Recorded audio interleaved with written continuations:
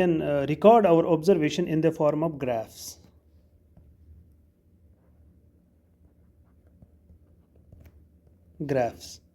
In graphs, there are two types of the graphs. One is called as line graph, and second is called as bar graph. These are the two graphs. Like if we can see here the line graph and bar graph. For example, if you see a line graph, in line graph, what we do, we record the observation if the data is in the continuous form. So here, if data is or if the variables are in continuous form. If data is continuous variable. And here in graph, if data is discontinuous.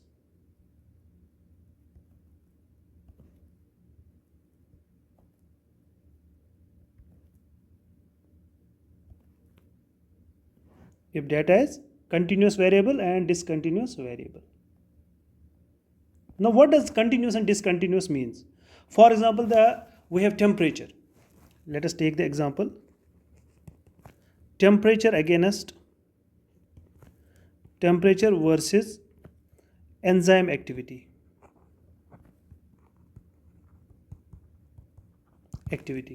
So temperature, if you see, if we make a graph for this type of, so it will be like this. On x-axis, we are denoting the independent variable here.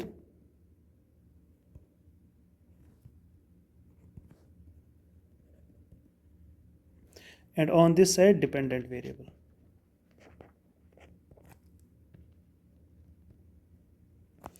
Independent variable with units and dependent variable with units.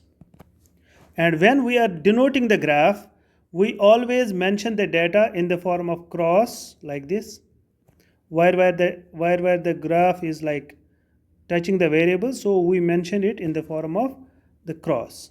Or also we can use the dot and encircle the dot like this. So these are the two ways of denoting the data. And you have to use the scale. In examination, you have to use the scale. In the same way, if we will take the bar graph. In the bar graph, if the data is discontinuous, like there are categories of data. Like for example, we can say here, the weight, or we can say here, instead of weight, we'll take another example like blood groups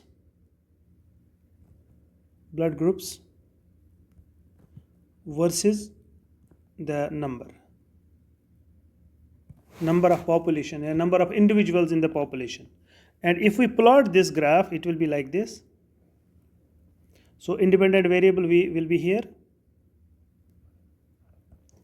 independent variable versus units, and here will be dependent variable. And here we have categories. So for example, we will make a bar graph. We have to make them in different bars like this.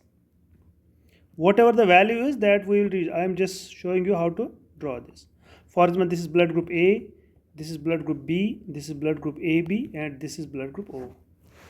So this, when the data is discontinuous, so we represent it in the form of bar graph. So in this way, we can represent the data in the form of line graph as well as bar graph. And also, if you see here in the line graph, the temperature will be on the x-axis and enzymatic activity will be on y-axis. And blood groups will be on x-axis and the number will be on y-axis.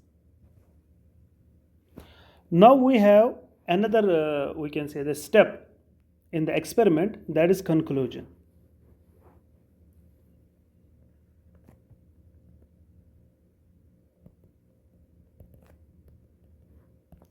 What is conclusion? Conclusion is simply, it is a simple statement.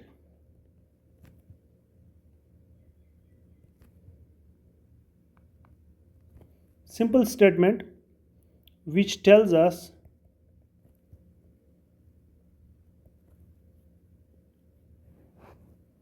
which tells us what we got from an experiment.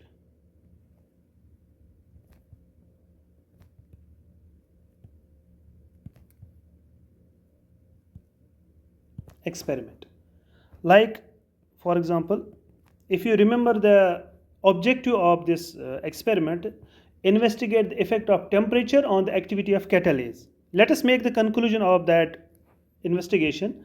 So I understand from this experiment, once I finish whole of the experiment, I did the steps, I do all the experiments, and what I understand, what I got, what is the result of the experiment. From that result I understand the conclusion. What is the conclusion? Conclusion we can write like this: increase in temperature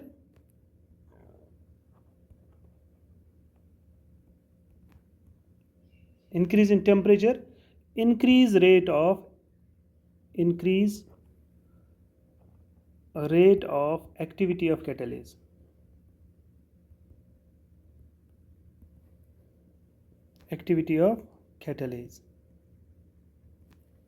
So from this whole experiment I understand this. What I understand, that when I increase the temperature, the activity of the catalase increases. This is called conclusion.